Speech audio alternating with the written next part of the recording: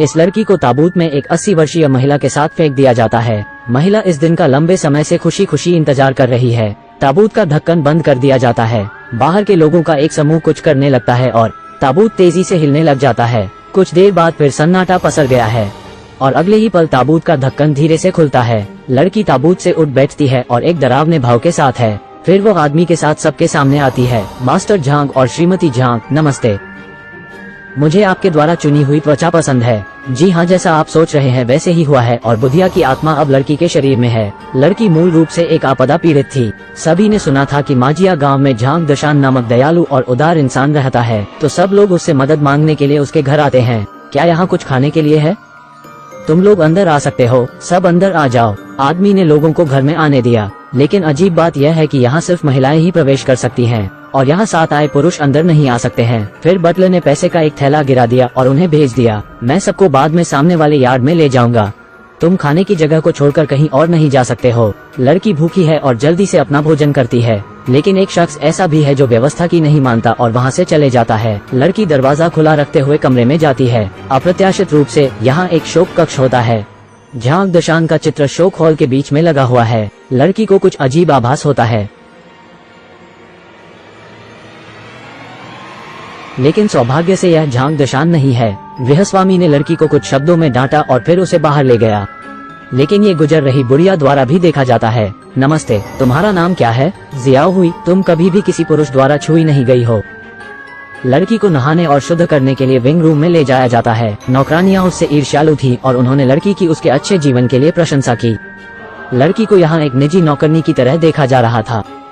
खुद जियाओ हुई ने भी ऐसा ही महसूस करती है, लेकिन इस कारण से अब लड़की की छोटी बहन को भूखा नहीं रहना पड़ेगा। लेकिन लड़की को नहीं पता था कि उसकी छोटी बहन को पहले ही झांग निवास से बाहर भेज दिया गया था। अब उसके लिए कोई भी इंतजार नहीं कर रहा है। सफेद कोट और टोपी में पुरुष लड़की को पकड़े हुए हैं। उसके चारों ओर मुर्गे के खून से रंगे मंत्र लिखे हैं।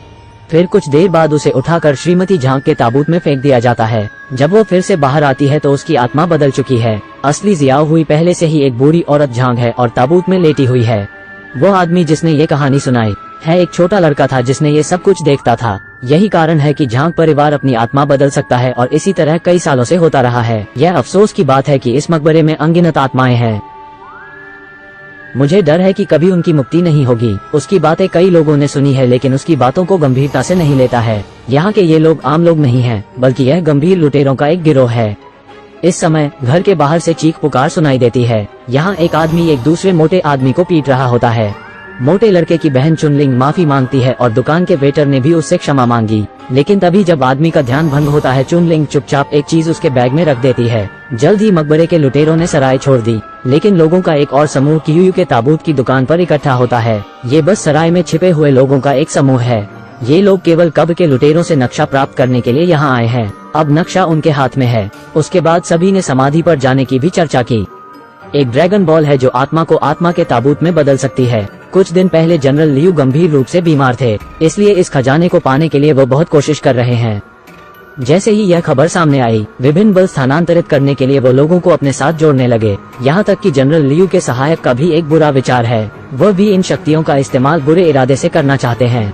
यह निश्चित रूप से अब तक की सबसे अजीब कब्रखोज टीम है। इसमें सिर्फ 6 साल की बच्ची ही नहीं, बल्कि बड़े बड़े मूर्ख भी हैं जिसका दिमाग 3 साल के बच्चे जितना है। ड्रैगन गेंदों को खोजने के लिए ये लोगों का समूह तैयार है, लेकिन जंगल में आने के बाद से इन्हें गलत संदेश मिले हैं। यहाँ कुछ खूनी चोर भी कस्बे में आ गए हैं। ऐसा लगता है कि वे भी आत्माओं के ताबूत के लिए यहाँ आए हैं और यह खूनी हत्यारा पहले ही इस दल में घुल मिल चुका है। लेकिन ये कौन है ये कोई भी नहीं जानता है। सबके पास ये गोंद का अनुसरण करने के अलावा कोई विकल्प नहीं है। जैसे ही सभी एक रेगिस्तान में आते हैं उन्हें एक बड़े से रेतीले तूफान का सामना करना पड़ता है। हालांकि वे सभी भाग्यशाली रहे और बच निकलने में सफल रहे, लेकिन जैसे ही वो बचने के कारण खुश होते हैं सभी एक दलदल में गिर जाते हैं।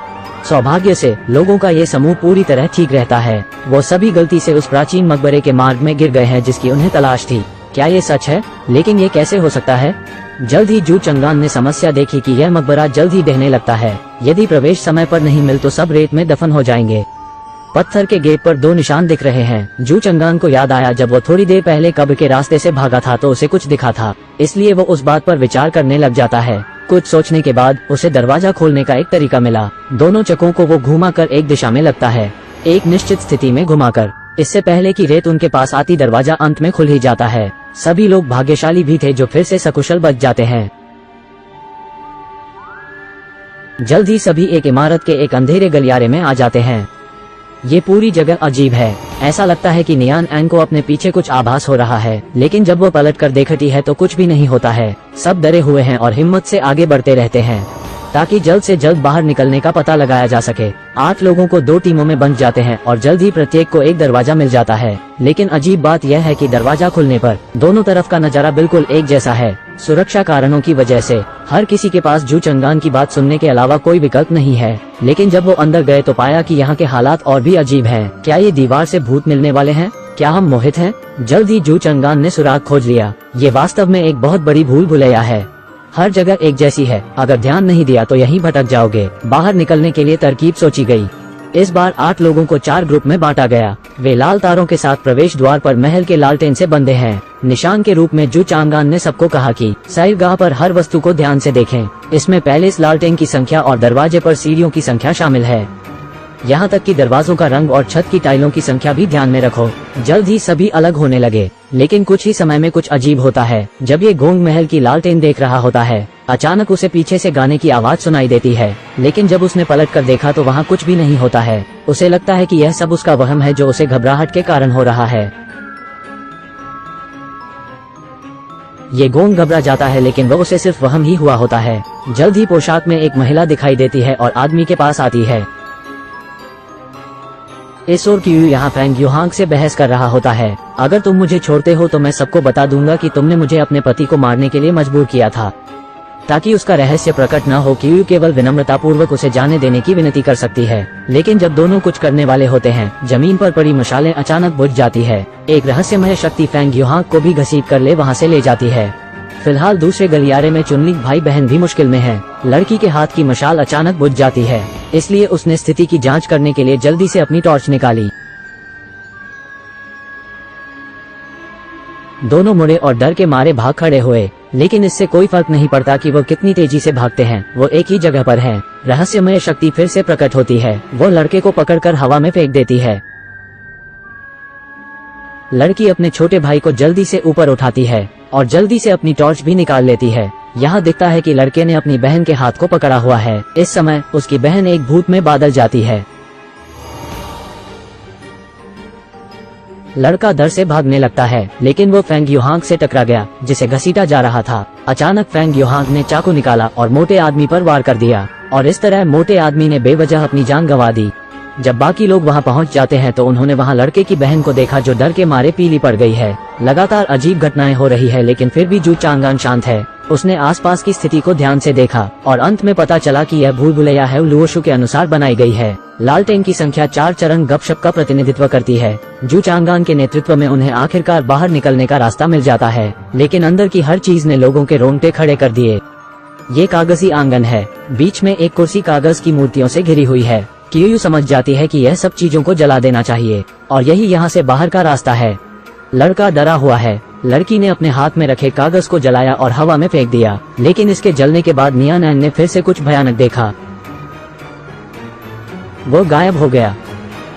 न केवल नियान एंग ने देखा, यहाँ तक कि हर कोई देखता है। कागज की मूर्ति के पीछे पानी के कटोरे में से पानी अकथनीय रूप से गायब हो जाता है। सहायक ने जल्दबाजी में ताबूत को देखने के लिए उसे एक तरफ धकेल दिया, लेकिन वह यह जानकर भयभीत था कि जू चंगान वास्तव में ताबूत में लेटा हुआ है। इसी समय उनके हाथ की मशाल अचानक बुझ जाती है। जब घर में फिर से रोशनी आती है तो सभी कागज की मूर्तियां जीवित हो उठी हैं और उन्होंने भीड़ पर हमला कर दिया है। कड़े विरोध के बाद कई लोग हार मान लेते हैं। जू चंगान बाहर निकलने के लिए संघर्ष करता है, लेकिन उसके सामने का नजारा बदल गया है। कागजी इमारत अब यहाँ नहीं है और सब बादल गया है। इतना ही नहीं, उसे अपनी मृत पत्नी ये क्वान भी दिखती है। उसे दोबारा मिलकर खुशी हुई, लेकिन जब उसे अपनी पत्नी के गले में हार देखा, उसे अचानक एहसास हुआ कि ये क्वान नहीं है। क्या तुम मुझसे प्यार नहीं करते? नहीं। जू चंगान जाग जाता है और उसे पता चलता है कि जो भी उसने अभी देखा वह केवल एक वहम था। उसने अपने सभी साथियों को जगाने की कोशिश की, लेकिन एक दुर्घटना हो गई थी। फैंग युहांग वास्तव में ताबूत में मर गया था।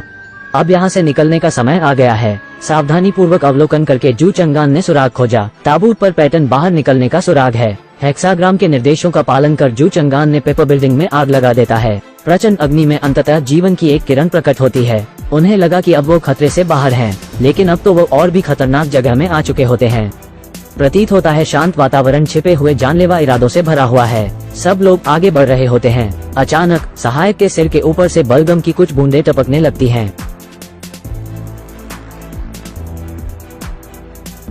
घबराहट में चुनलिंग को एक कंखजूरे ने काट लिया। जू चंगान ने उसे बचाने की पूरी कोशिश की, लेकिन इतने सारे विशाल कंखजूरों से वो कैसे बच सकते हैं। अचानक गुफा में रोशनी कम हो गई। इस क्षण कंखजूरों ने भी आक्रमण करना बंद कर दिया। ये पता चला कि ये सब भूमिगत रहते हैं और इनकी दृष्टि लंबे समय से खराब है। यह अच्छे प्रकाश के बिना नहीं देख सकते हैं। ये गोंग के नेतृत्व में सभी कंखजूरे से बचते हुए एक एक कदम आगे बढ़ते हैं। निकास के करीब क्यूयू गलती से फिसल गई और सहायक के बैग में गलती से टॉर्च जला दी। अब कंखजूरे के पास एक शिकार है। बाकी सब लोग तेजी से बाहर की ओर भागने लग जाते हैं, लेकिन उन्हें उम्मीद नहीं थी कि यह जगह चट्टान पर होगी।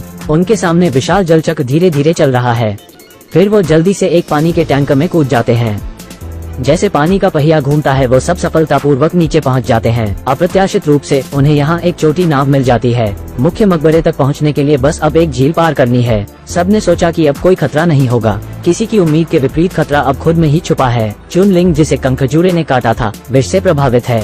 उसका शरीर धीरे धीरे बदलने लगता है। जब ये गोंग कुछ अजीब लगा, चुनलिंग पहले ही उसका शिकार कर चुकी होती है। हालांकि अंत में कई लोगों के प्रयासों के बाद सब हल हो गया। दुर्भाग्य से ये गोंग को भी चुनलिंग ने काट लिया था। ताकि संक्रमित न हो, ये गोंग ने तुरंत अपना घायल हाथ काट दिया। तमाम मेहनत के बाद सब लोग एक दरवाजे तक पहुंच जाते हैं। जिस क्षण वो दरवाजा खोलते हैं, सामने का नजारा देख सभी दंग रह जाते हैं। किसी इतना शानदार मकबरा कभी नहीं देखा था। कोई वास्तव में नहीं जानता कि इस आकार का मकबरा कैसे बनाया जा सकता है। इसके लिए जनशक्ति और भौतिक संसाधनों की आवश्यकता है। पत्थर के पुल के पार कर सब सीढ़ियां चढ़ते हैं। आखिरकार आत्माओं के ताबूत को देखा जाता है, जिसके बारे में सब सोच रहे थे। जिस क्षण ताबूत का ढक्कन खोला जाता है, सबको अपना लक्ष्य दिखता है। उनके सामने एक गोल्डन ड्रैगन बॉल है। ये गोंग ने उत्साह से इसे अपने हाथ में पकड़ लिया। उसने सोचा कि वो इससे बहुत पैसा कमा सकते हैं। भविष्य में हम अनंत वैभव और धन का आनंद लेंगे। उसे उम्मीद नहीं की थी कि सहायक ने अचानक अपनी बंदूक निकाल लेगा और ये गोंग को गोली मार देगा। तब जाकर सभी को समझ आता है कि यह आदमी एक कातिल है। उसने सोचा था कि अब कोई भी उसके साथ सोना साझा नहीं करेगा, लेकिन ये दुर्घटना से फिर से होती है। मूर्ख अपनी बहन के शरीर को पकड़े हुए हॉल में दिखाई देता है। मूर्ख वास्तव में मूर्ख नहीं होता है। ये सब सिर्फ भाई बहन की योजना होती है। भूल भुलैया में मारा जाना भी दो लोगों द्वारा स्थापित एक खेल था। सब ये जानने के बाद पूरी तरह हैरान है, लेकिन उसे नहीं पता था कि इन सब के दौरान उसकी बहन की मौत ही जाएगी। मूर्ख हड़बड़ी में सहायक की ओर बढ़ा और आदमी लगातार उस पर गोलियां बरसा रहा होता है। जू चंगान ने अचानक उसे नीचे फेंक दिया। कुछ देर के लिए माहौल अफरा तफरी वाला हो जाता है। अंत में दोनों ने मिलकर सहायक को मारने का काम किया, लेकिन जब मूर्ख को ड्रैगन बॉल मिली, अचानक एक और गोली चली। ये क्यूयू है। ये पता चला है कि वो लंबे समय इसके पीछे रही है और बस इसी पल का इंतजार कर रही थी। यहाँ तक कि फैंग युहांग, जिसकी मृत्यु ताबूत में हुई थी, वह भी मारा जाने वाला है। जू चंगान बहुत उत्सुक है कि हर कोई उसके जाल में फंस गया था, लेकिन ऐसा कैसे हुआ है। ये कब्र के बारे में यह महिला पहले से ही कई बातें जानती थी। उसने कई लोगों से इस कब्र के बारे में जानकारी ली। पेपर बिल्डिंग में चीजों को जलाकर भ्रम करने वाला धुआं फैलाया था। उसने अपना मुंह और नाक पहले से ढक लिया था, इसलिए वो ठीक रही थी। और कब्र में आने से पहले कागज को जलाने का आइडिया भी उसी का था। जब हमें लगता है कि सब अंत हो चुका है, तभी अचानक कब्र ढहने लग जाती है। जू चंगान अपनी बेटी को लेकर हड़बड़ी में भाग जाता है, लेकिन क्यूयू अभी भी ड्रैगन बॉल को लेने भागती है। जैसे ही वो ड्रैगन बॉल को लेने वाली होती है, सहायक, जो अभी तक मरा नहीं है, उसे पकड़ लेता है। दोनों लड़ाई में नीचे गिर जाते हैं। दोनों को नीचे गिरा देख छोटी लड़की अचानक मकबरे की ओर भागने लगती है। अब हमें ये दिखाई देता है कि वह भी ड्रैगन बॉल भी हासिल करना चाहती है। अप्रत्याशित रूप से इस समय गिरने वाले पत्थर वापस जाने का रास्ता रोक देते हैं। अपनी बेटी को बचाने के लिए शू चंगान पत्थर को हटाने की कोशिश करते रहता है। लड़की अपने पीछे की दरारों को बड़ा होता देख रही है। फिर लड़की अपने पिता की और ड्रैगन बॉल को फेंक देती है। फिर वो उसे बताती है कि वो उसकी बेटी नहीं है। किसी गंभीर बीमारी के कारण लड़की को उसके परिवार ने सामूहिक कब्र में फेंक दिया था। हार उसने एक मारी हुई औरत से लिया था। उस औरत के हाथ में कागज की एक गड्डी थी, जो कि जू चंगान के नाम से भरा हुआ था। जीवित रहने के अवसर के लिए लड़की ने जू चंगान की बेटी होने का नाटक किया था। जू चंगान जो सच जानता था, लेकिन फिर भी वो उसके साथ था। दरअसल जब वो ना पर थे, उसे पहले से पता था कि लड़की उसे धोखा दे रही है, क्योंकि उनके और उनकी पत्नी के बीच प्यार की निशानी का कोई हार नहीं था। लेकिन फिर भी वो उसे बचा ही लेता है और उसे वहाँ से भगा लेता है। कुछ दिनों बाद लाओ जू ने अपना सामान पैक किया और एक बड़े शहर में अपनी बेटी के साथ चले गया। पापा के डिब्बे में क्या है, तुम अनुमान लगाओ।